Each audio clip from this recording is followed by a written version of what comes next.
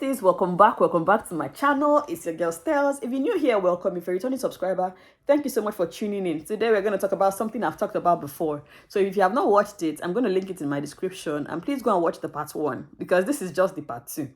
Majority of the information is in the part 1. So let me drop the part 2.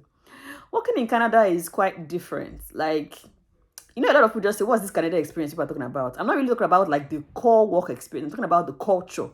It's not the same as Nigerian culture. A lot of things that they tolerate in Nigeria, nobody tolerates it here. And a lot of things they tolerate here, you cannot try it in Nigerian organization. Like, you cannot try it, right?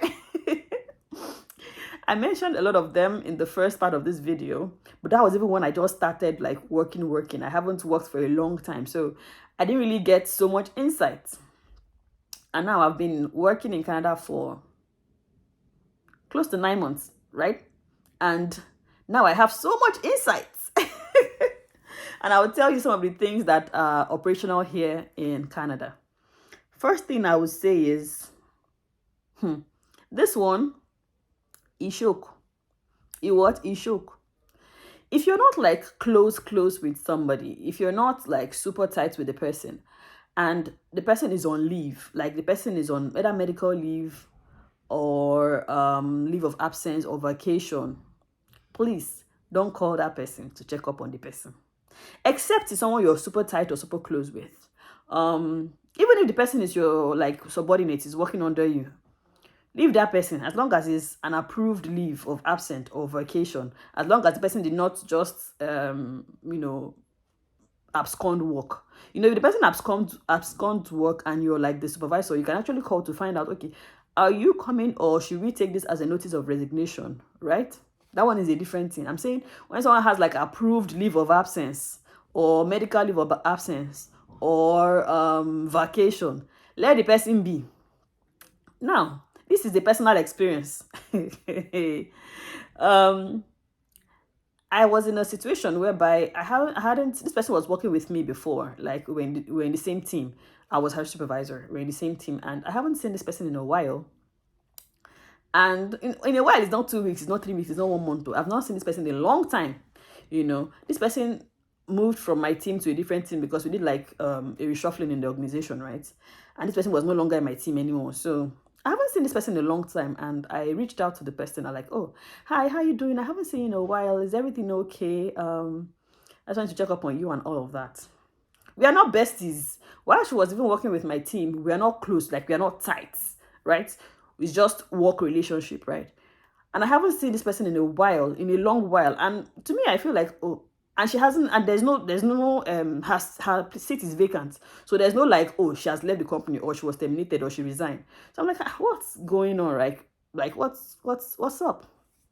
And I reached out to this person. I did not go and Google her number or go and, get informal information on how to get her contact details. I already had her contact details because she was working with me. It took me by surprise. And when I made the call, like the conversation was okay. It was not a why are you calling me kind of situation. It was okay. It was not up to 3 hours from that call. I got feedback from HR. Guys, I don't know if I should be telling this story, but I'm saying it so that someone can learn. I got feedback from HR, asking why I had to interrupt someone's leave of absence. I'm like, interrupt as in how? And the HR person was like, I shouldn't have called her, that she doesn't work in my team anymore. And even if she works in my team, she had an approved leave of absence. That me calling her is more like I'm asking her to come back and cut her leave of absence short. I'm like, hold up. I'm sorry. If that is the impression she got, I am so sorry that I did that. I only called out of concern because that's the kind of person I am. There's no way, even when I was working in GT Bank, our security man, if I don't see him for 3 days, 4 days, where is Oga, this person? The driver for our units, if I've not seen him in a couple of times, how is Oga David? How is Oga Sabinos? This person, I beg, let me call him. That is the way we are in my home country. That is what I just made her to realize, that this might be a cultural thing. She was like, the lady was very furious, and the lady sent an email to HR stating that I disrupted her leave of absence. Hey God, I'm like, waiting I no go see for Canada. When I told my husband, like, who send you? Who, Mother Teresa, leave your Mother Teresa as you cross your domot for house. Drop Mother Teresa there. Just behave like a robot in the office. I'm like, but that's not my way.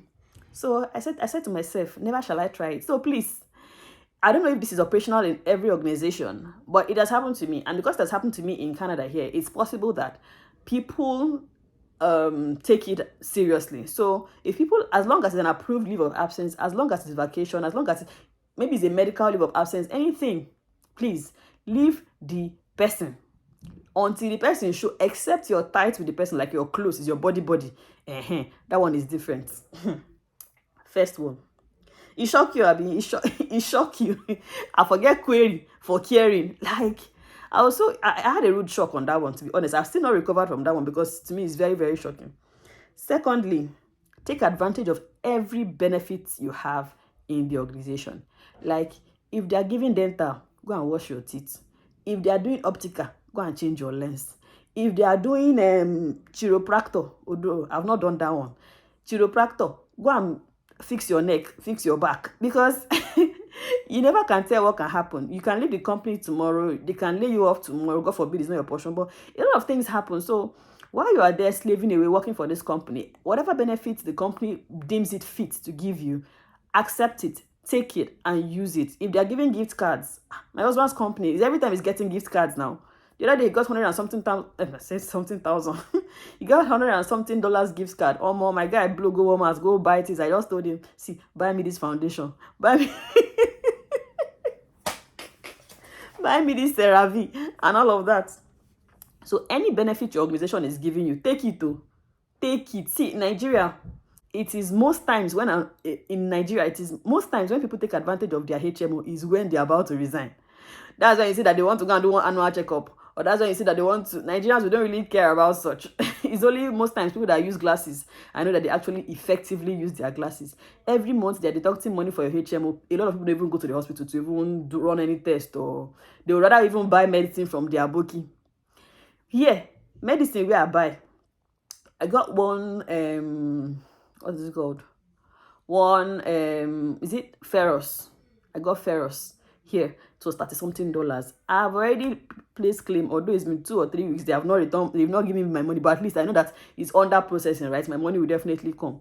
So what I'm saying is, anything that you know that the organization is giving you as a benefit, take advantage of it, please.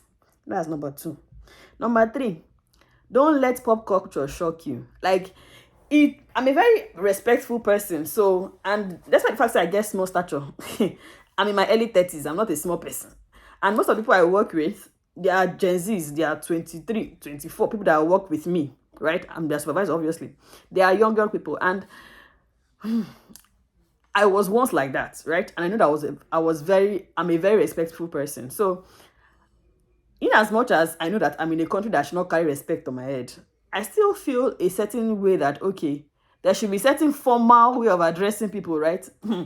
Don't deceive yourself. I'm not even talking about the sir or ma. If you watch my previous video of this kind of content, I said, don't even think that someone will call you sir or call you ma. The point I'm even trying to raise is, at least be formal. You will tell somebody do this, and the person will type K. Like, the person will respond to you and put K. It took the liver of God for me not to reply to some, but there are some that I know that if I reply to this person will not do anything. I just said, please, the word is not K, it's okay. Like, I couldn't even hold it anymore. I had to say it. But right now, I don't even care. But as long as you do the work. KO. Okay.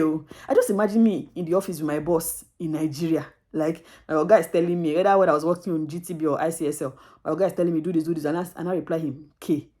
It will be me that. Like, they're not born me. They're not born me where to try it. I go receive query.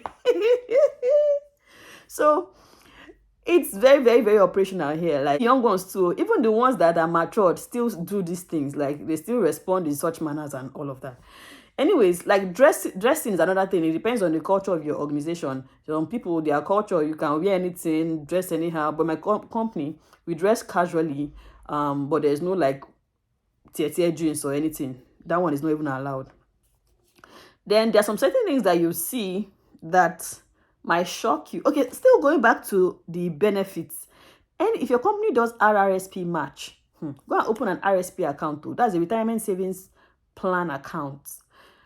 A company doesn't do it, but if your company does it, like, it's more like any amount you save towards your retirement, the company will match it. So why you can just put something little, so that the company will match it. Sure. That's what I can say about that one. I don't do it, so I can't really speak too much on that. Another thing I want to bring about is mind your business. Like, guys, mind your business. So it's important to mind your business in this Canada. Like, don't be asking people about their personal lives. Don't be asking people so many personal questions if they don't give you the avenue to, if they don't like give you that green light, or if they're not being personal with you. Just, it look more like, so that it look as if you're trying to get information about the person. Like, when I let me give you this more gist. So I just feel like people working with me, I should have their mobile numbers, right? I never knew that there's an application where I can actually get it as a supervisor. So I felt like, okay, let me just directly ask them for their mobile numbers, so that I can communicate with them if they are not in the office, not like outside office hours. Like, maybe I know see you 2 or 3 days and you didn't call in. I can actually call you or email you, So I now sent a general message to like people that I work with, that, okay, can I please have your personal information? And some of them did, and some of them did not respond. And when I even asked some of them that, okay, I'm yet to get your response on this, some of them told me like, what is it for? Like, I'm like, okay, what do you think I want to use your personal information for in the first? Then another thing is avoid gossip. Avoid gossip as much as you can. People where you use people, they catch crews for office in this Canada. If you can, even if you want to talk about your boss or talk about anything, there should not be a written evidence to what you're saying. Yeah, so over the phone you can cast your this, and be careful. You don't know who is with that person while you're casting your boss. Be very careful. I've seen situations where people will screen grab your insult and send it to the boss just to score favors or points with the boss. Politics, they this Canada. I'll leave all those things that they're like, Nigeria has politics in the workplace. Politics, they this Canada. So be very careful. A lot of people lose their jobs based on nonsense things, like based on some certain nonsense things.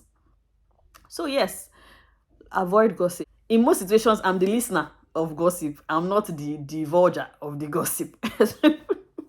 Because I'll just acknowledge, oh wow, sorry about that, and I move on. Because a lot of things, I'm not in the position to say I want to lose my job. Never. No. No. So please avoid gossip in the workplace. Except you have some critical roles, maybe like you're a CEO, sorry, not even CEO, like a manager or top executive. If you are not in a very critical position, just leave your work at the entrance of the door of your office. Once you are coming out, that exit, just leave it there. Don't bother to carry it. If your work, it does not warrant you to work from home, if you're going to the office to work, why are you now bringing your work home? Like, I suffered this thing when I was working in the bank. Like, there are some things, approvals I need to do that I not go finish them for office because it's unrealistic. The target is unrealistic. Sometimes when I get home, I will still do it. Weekends, I will still do it just to meet up so that I don't fall behind. But my job right now is not a target-based job. So why will I now leave when there's always the next day that I can come back and do that thing? No. I'm salaried. I'm not paid per hour, but still, that is even the reason why I cannot even do overtime. So if they're not paying you overtime, don't slave away in the office. Leave as at when you're supposed to leave. To be honest, it shocked me one time where they even told there was a lady that was she clocked out, but she was still in the office working. And people just came around and were like, no, you can't do that because they can actually sue the company for not paying her for those hours. There's actually there's employment law or something that governs people, that you must pay anybody for working. So if you're working and they're not paying, you can actually sue the company for paid hours. So nobody wants that. The company even tell you, log out, punch out, go. Then take your leave and vacations. If you are entitled to six days, sick days, or you have like family emergency, even if you don't have any family emergency, claim those days. See, this body, this body is claim those days. Take your leave, take your vacation. Enjoy your life, please. So don't be forming I used to be work pass, because they are not even looking at that. Fine, they can give you an award for employee of the month, but last, we all know what's going to happen, right? Nobody is indispensable. That's the point I'm trying to raise. You're not indispensable. In as much as you feel like you're very good at that role, you're dedicated, you're this. If there's a role upcoming and they see someone else that is more qualified than you, don't worry, they will pick that person over you. It's not a matter of this thing. So just do what you can when you can. I'm not saying be less productive. I'm saying do your optimum, do your total best at the periods of work. Don't overstretch yourself, because you still have life after work. Everything doesn't start and end with work, right? Then there are some people that bring their pets to work. It will shock you. It's different from bring your pet to work day or bring your child to work day. There are some organizations that actually allow people to bring their pets to work, especially these emotionally support animals. It's in Canada here. I heard about that one. I was in the bus one day. I just saw one lady bring one. If you see how big this dog is, looks like a bear, very fluffy, very big. And I was sitting in front. When I saw the bear and the lady coming in, I had to just migrate. I migrated to the back of the bus, because I'm like, if the dog is heavier than the girl. So the dog was actually the one pulling the girl to the front. I'm like, hey, let me stay near to the back door exit, in case anything want to bust out, I go first bust out. So when she was coming in, she had to provide, if you have pets, if you're entering into a public transport, you have to provide documents that you own the pet, and if it's emotional support, whatever, you have to actually provide the doctor's document for that. So she had all the documentation. They allowed her and the dog to enter. Also, some things will shock you. Some people just tell you that I'm having a mental breakdown, I want to leave for the day. They don't joke with mental health here. Like, although it's not abused, sure, because there are some times where if that kind of thing happens, you just get a written letter for, job abandonment. But in case you have it, find out from if you're like in a leadership position, find out from other people how that kind of situation is being handled, right? People actually negotiate their time sometimes. If they say, oh, I can't work the full shift, I have to work from this time to this time. So just know the one you can permit and the one that can get a written letter, because nobody jokes with mental health here. Someone can just tell you, I'm overwhelmed and it's affecting my mental state, I have to leave. Find out how it's being done in your organization before you go and give somebody query. All right, thank you so much for tuning in. I know your girls' tales. If you have more points, please put them in the comment section below. I know a lot of my subscribers, some of them are already in Canada, some of them are already working. Please put points in the comment section below. Let people actually learn from these things. Some of the points I talked about in previous videos about how people take, smoking breaks and all of that. It's not a thing in Nigeria. Like, I never hear somebody in Nigeria office say, I want to go and take a smoke break. I'm like, you came to work and you want to take a smoke break. Are you okay? But here it's permissible. So go and watch that video to learn some things, and also learn some things from this video. Please share this video, like, and subscribe. Thank you so much for tuning in again. Bye-bye.